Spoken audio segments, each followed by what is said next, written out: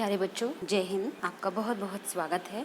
आज हम कक्षा 9 के जो पाठ्यक्रम में बदलाव किए गए हैं, लॉकडाउन के चलते सीबीएसई ने 30% सिलेबस रिड्यूस किया है। आज हम उसी के बारे में चर्चा करेंगे। जो बच्चे सत्र 2021 में एग्जाम देंगे, 20 और 21 के जो विद्यार्थी हैं, वो अब इस करिकुलम को, इस ब्लूप्रिंट को ही फॉलो करेंगे और इसी हिसाब से उनके पेपर आएंगे। हम चर्चा शुरू करते हैं। खंड का ख, ग और घ 4 खंड हैं। 80 मार्क्स का आपका पेपर होगा, जिसमें कि जो खंड का है, खंड का में आपको 10 नंबर का एक अपठित गद्यांश दिया जाएगा। प्रोज जिसे कहते हैं, पैसेज जिसे कहते हैं, पोइट्री का नहीं बल्कि प्रोज का, यानी कि गद्य का। इसमें जो प्रश्न पूछे जाएंगे वो 1-1 नंबर के 2 प्रश्न होंगे और 2-2 नंबर के 4 प्रश्न होंगे, यानी कि कुल मिलाकर प्रश्नों की संख्या 6 होगी, जिसमें से 4 तो 2-2 नंबर के हो गए, 8 वेटेज हो गया जिसका, और 1-1 नंबर के 2 प्रश्न हो गए जिसका वेटेज हो गया 2, यानी कि 2। तो 2 और 8 मिला के आपका खंड का 10 अंक का हुआ। अब हम आते हैं खंड ख पर, जो व्याकरण का पाठ है। वही सिलेबस है, व्याकरण का कोई भी बिंदु नहीं हटाया गया है। शब्द निर्माण आपका 8 मार्क्स का है, जिसमें उपसर्ग 2 नंबर के, प्रत्यय 2 नंबर के और समास 4 अंक के होंगे। और इसमें कोई विकल्प नहीं है, कोई अतिरिक्त प्रश्न नहीं आएगा। जो भी क्वेश्चंस 4 अटेम्प्ट करने के लिए आएंगे और वो आपको करने होंगे। अर्थ की दृष्टि से वाक्य भेद, ये भी 4 नंबर का है।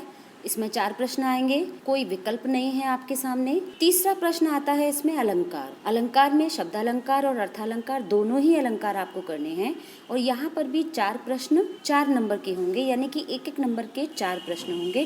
कुल अंक हो गए आपके खंड खा के 16, यानी कि 16।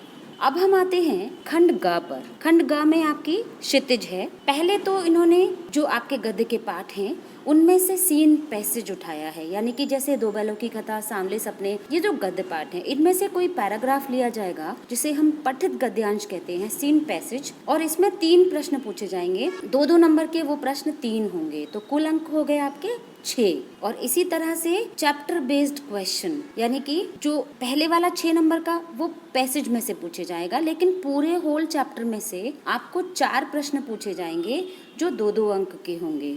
और इसमें आपको एक विकल्प मिलेगा, यानी कि 5 प्रश्न आपके पास आएंगे और जिसमें से 4 आपको हल करने होंगे और 2-2 नंबर का एक प्रश्न होगा, तो आपके 4 प्रश्नों की कुल संख्या अंकों की हो गई 8। तो इस तरह से क्षितिज के गद्य पाठ में से आपके पास 14 अंक के प्रश्न करने के लिए आएंगे। अब हम आते हैं काव्य खंड पर। काव्य खंड में आपका वैसे ही सीन पोइट्री पैसेज आएगा, सेम 2-2 नंबर के 3 प्रश्न आएंगे और आपका कुल अंक भार होगा 6, यानी कि पैसेज में से कविता का कोई पैराग्राफ उठा दिया, आपको वो दे दिया जाएगा और उसमें से आप प्रश्नों को हल करोगे अर्थ के आधार पर, जिसमें से 2-2 नंबर के 3 प्रश्न होंगे। अब आते हैं हम कविताओं के चैप्टर बेस्ड क्वेश्चंस पर। इसमें भी सेम वैसे ही 2-2 नंबर के 4 प्रश्न पूछे जाएंगे और आपको विकल्प मिलेगा। आपको 5 प्रश्न मिलेंगे जिसमें से 4 आपको हल करने होंगे। अब हम आते हैं कृतिका पर, जो पूरक पुस्तिका है। इसमें से 3 प्रश्न आपके पास आएंगे जिसमें से आपको 2 हल करने होंगे, यानी कि आपका जो पाठ है रीढ़ की हड्डी, माटी वाली और मेरे संग की औरतें, इन तीनों पाठों में से भी 1-1 प्रश्न आ सकता है या किसी 2 पाठ में से भी 3 प्रश्न पूछे जा सकते हैं। ये आपके जो पेपर सेटर है उसके मूड पर डिपेंड करता है कि वो तीनों चैप्टर में से 1-1 प्रश्न भी दे सकता है और किन्हीं 3 प्रश्नों में से आपको 2 करने होंगे और कुल अंक आपके होंगे 6, यानी कि प्रत्येक प्रश्न आपका 3 नंबर का होगा और 2 प्रश्न करेंगे तो 6 अंक के आपके प्रश्न हो गए। अब हम आते हैं, यानी कि कुल क्षितिज और कृतिका मिलाकर आपकी 28 मार्क्स की तो क्षितिज बुक हो गई और 6 मार्क्स की आपकी कृतिका हो गई, टोटल मार्क्स ऑफ 34। अब हम आते हैं खंड घ पर। खंड घ में पहले निबंध आता था और अब निबंध के स्थान पर उन्होंने अनुच्छेद और लघु कथा को शामिल किया है।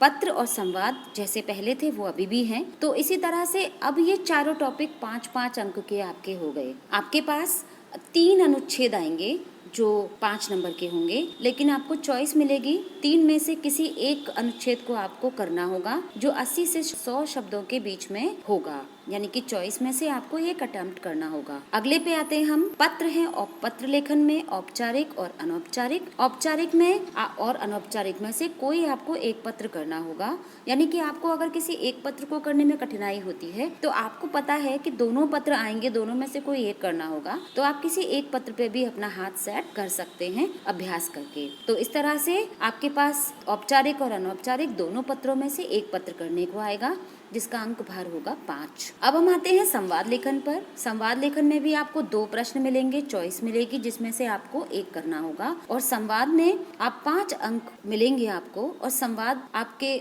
जो करेक्शन का तरीका है, भाषा शैली है, जो कंटेंट है, टू द पॉइंट आप कैसे बात को कहते हो, वो पैरामीटर हैं, आपने भाषा कैसे इस्तेमाल की है, इन पैरामीटर्स पे आपका संवाद चेक होता है। फिर है लघु कथा लेखन। ये भी आपको चॉइस मिलेगी, 2 क्वेश्चन मिलेंगे, 2 में से कोई आपको एक प्रश्न करना होगा। ये भी 5 नंबर का होगा, यानी कि खंड घ में आपके पत्र, संवाद, अनुच्छेद और लघु कथा 5-5 अंक के हैं, यानी कि कुल अंक भार हो गया आपका 20। अब बचे 20 नंबर। 20 नंबर में आपकी लिसनिंग और स्पीकिंग एक्टिविटी होगी और एक प्रोजेक्ट होगा, परियोजना, जो 10 नंबर का होगा, यानी कि आपके एक्टिविटीज या टेस्ट को मिला के 20 नंबर आपको यहाँ पर मिलेंगे। तो आपके कुल प्रश्न पत्र के अंक हुए 100।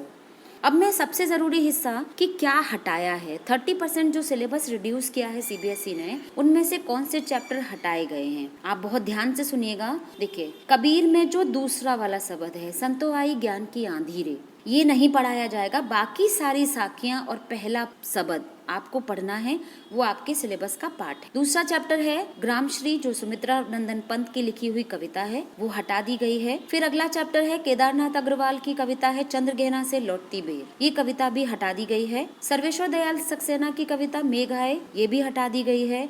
और चंद्रकांत देवताले की कविता यमराज की दिशा भी हटा दी गई है। यानी कि कविताओं में से आपके पास 3 नए चैप्टर हैं जो इस साल हटाए हैं इन्होंने, और बाकी दोनों चैप्टर लास्ट ईयर भी नहीं थे।